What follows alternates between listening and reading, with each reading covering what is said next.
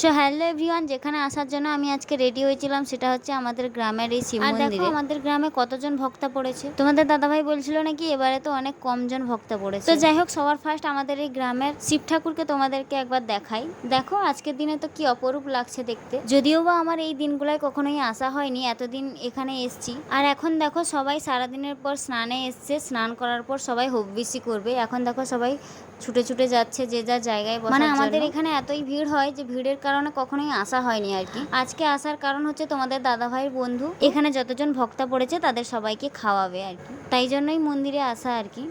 আর এসে ভালোই হলো, দেখতে পেলাম অনেক কিছু।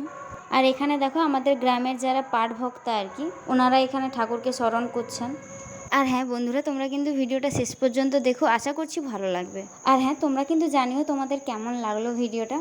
আর এখানে দেখো সারাদিনের পর সবাইকে একটু স্নান জল দেওয়া হচ্ছে।